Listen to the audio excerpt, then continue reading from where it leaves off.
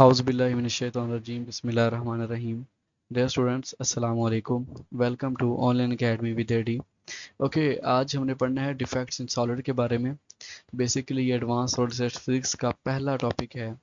Okay तो defect का मतलब क्या होता है? नुक्स. ठीक है, तो डिफेक्ट्स इन सॉलिड का मतलब क्या है कि सॉलिड के अंदर किसी भी टाइप का जो है वो नुक्स होगा, कोई ना कोई जो है वो डेविएशन होगी रेगुलर अरेंजमेंट से. इसको अगर हम विजुलाइज देख करना चाहें तो हम इस तरह देख सकते हैं. फॉर एग्जाम्पल ये हमारे पास जो है वो पहली लेयर है. ठीक है, तो आप देख रहे हैं कि इसमें बिल्कुल जो है वो परफेक्ट अरेंजमेंट है. अगर हम सेकंड लेयर की बात करें तो यहाँ भी परफेक्ट अरेंजमेंट है. ठीक है, लेकिन अगर हम थर्ड लेयर में जाएं तो यहाँ पे बेसिकली एक एटम होना चाहिए था जो कि मिसिंग है.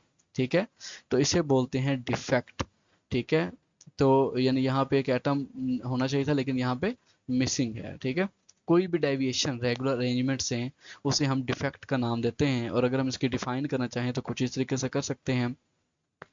Any deviation from the perfect atomic arrangement in a crystal is said to be imperfection or defect. कोई भी जो डेविएशन है यानी जो परफेक्ट एटॉमिक अरेंजमेंट है उससे हट के अगर कुछ भी है क्रिस्टल में तो उसे हम दो नाम दे सकते हैं. या तो आप उसको इम्परफेक्शन कह सकते हैं या फिर हम उसको डिफेक्ट कह सकते हैं. अब मेथड ऑफ इंट्रोड्यूसिंग डिफेक्ट की बात करें, डिफेक्ट कैसे हम प्रोड्यूस कर सकते हैं.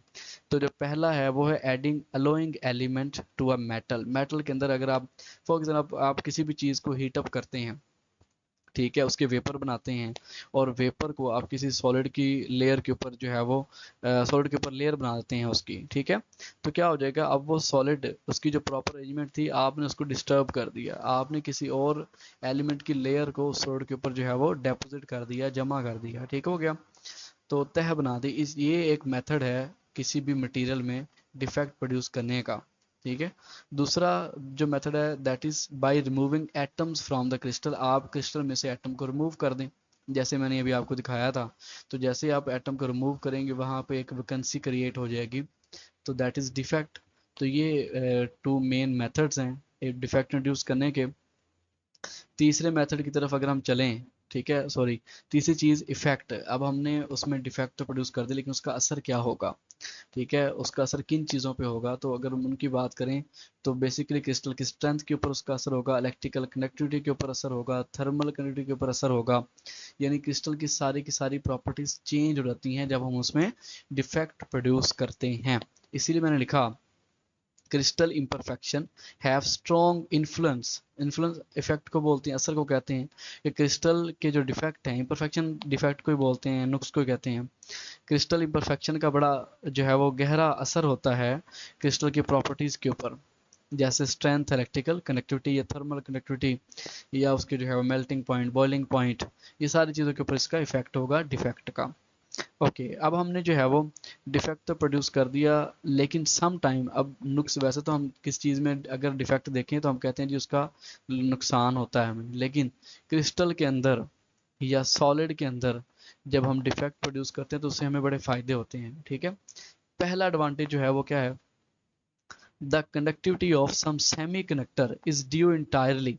यानी कि कुछ सेमी कंडक्टर की जो पूरी की पूरी कनेक्टिविटी है वो किस वजह से है, टू ट्रेस अमाउंट ऑफ, यानी बहुत थोड़ी मिकदार ऑफ केमिकल इम्प्योरिटीज, इम्प्योरिटीज की वजह से. आप सिलिकॉन देख लें, ठीक है, सिलिकॉन के अंदर जब हम डोपिंग करते हैं एन टाइप या पी टाइप, ओके, किसी मटेरियल के अंदर, तो क्या होता है पहले वो मटेरियल जो है वो कनेक्ट नहीं करवा सकता सम टाइम, ना वो जो है वो इलेक्ट्रिकल कनेक्टिविटी करवा रहा होता है ना थर्मल कनेक्टिविटी करवा रहा होता है. लेकिन जैसे ही हम उसके अंदर कोई इम्प्योरिटी ऐड करते हैं तो वो एक बहुत अच्छा जो है वो कनेक्टर बनाता है, कनेक्टर की तरह एक्ट करता है.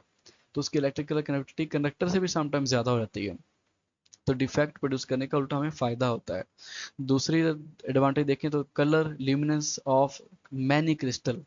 बहुत सारे क्रिस्टल ऐसे हैं जिनकी जो है उनमें कलर उनका आता है या उनकी जो है उनके अंदर चमक पैदा होती है. किसकी वजह से, राइज, यानी उनके अंदर चमक पैदा होती है फ्रॉम इम्प्योरिटीज, इम्प्योरिटीज की वजह से, जिसे हम इम्परफेक्शन का नाम देते हैं. इसके अलावा अगर हम आगे चलें, तीसरा अगर मैं इसका एडवांटेज देखूं, atomic diffusion may be accelerated. Atomic diffusion शुरू हो जाती है इनॉर्मस बहुत ज़्यादा ड्यू टू इम्प्योरिटीज, इम्प्योरिटीज़ की वजह से या इम्परफेक्शन की वजह से.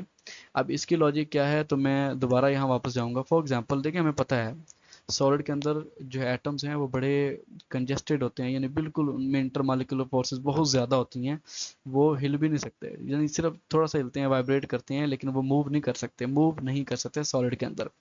लिक्विड के अंदर एटम्स मूव करते हैं, गैसेस के अंदर करते हैं, बट सॉलिड्स के अंदर नहीं करते। तो जैसे ही हम यहाँ पे डिफेक्ट प्रोड्यूस करवाएंगे, वैकेंसी क्रिएट होगी, क्या होगा, अब यहाँ से ऊपर वाला एटम यहाँ आ सकता है, फिर ऊपर वाला एटम यहाँ पे आ सकता है, तो एटम्स मूव कर सकते हैं due to the defect in solids, solid के अंदर। ठीक है, तो इस चीज अब यहाँ पे इट मीन्स क्या है यहाँ पे, अब यहाँ पे डिफेक्ट था तो इम्प्योरिटीज आ रही है ना, अगर डिफेक्ट ही ना होता तो इम्प्योरिटीज भी ना होती यहाँ पे। ठीक है, सॉरी, डिफेक्ट था तो एटॉमिक डिफिजन हो रही है, अगर डिफेक्ट ना होता तो एटॉमिक डिफिजन यहाँ पे नहीं हो सकती। ये जो एटम्स मूव कर रहे हैं इसे एटॉमिक डिफिजन कहते हैं बेसिकली। तो ये एटॉमिक डिफिजन क्यों हो रही है, ड्यू टू द डिफेक्ट ये हो रहा है जी। Okay right. तो एटॉमिक डिफिजन बहुत ज़्यादा शुरू होती है इम्प्योरिटीज की वजह से या इम्परफेक्शन की वजह से। Last, mechanical and plastic properties are usually control by imperfection. Defect के जरिए जो है वो क्रिस्टल की या सॉलिड की मैकेनिकल और प्लास्टिक प्रॉपर्टीज को कंट्रोल किया जाता है। Okay right. अब इसके अगर मैं टाइप्स की बात करूं तो बहुत सारी टाइप्स हैं डिफेक्ट की। पहला जो डिफेक्ट है वो है पॉइंट इम्परफेक्शन, यानी अगर एक जगह सिर्फ नुक्स है, जैसे मैंने भी आपको डायग्राम में दिखाया है, तो वो सिर्फ क्या है, एक जगह डिफेक्ट है। ठीक है, अगर सिर्फ क्रिस्टल के अंदर या मटेरियल के अंदर सिर्फ एक जगह पे आपको एक कोई डिफेक्ट मिल रहा है तो उसे बोलते हैं पॉइंट इम्परफेक्शन।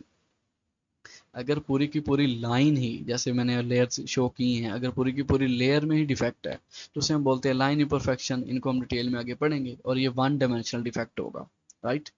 तीसरा होता है जी प्लेन इम्परफेक्शन, यानी अगर लेंथ और विड्थ दोनों में डिफेक्ट है, ठीक है, तो फिर उसे हम बोलते हैं प्लेन इम्परफेक्शन, और टू डायमेंशनल होगा, इसको भी डिस्कस करेंगे आगे।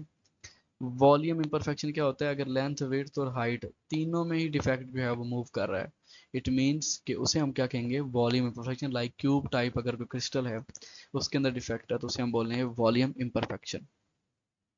उसके बाद क्रिस्टल डिफेक्ट की टाइप्स हैं जी। तो क्रिस्टल डिफेक्ट की पॉइंट डिफेक्ट अभी हमने पढ़ा, लाइन डिफेक्ट, ये डिफेक्ट इम्परफेक्शन को ही कहते हैं। Surface defect, volume defect, point defect की फिर आगे टाइप्स हैं, vacancy, Schottky, self interstitial, Frenkel, substitutional, colour centre, इन सब की डिटेल आगे पढ़ेंगे जी अगले लेक्चर में।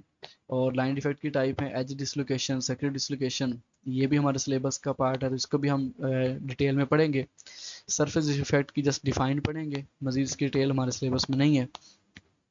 तो grain boundaries, tilt boundaries, twin boundaries, stacking fault, volume defect में इंक्लूजन्स और वॉइड्स, ये इसके मेन टाइप्स हैं।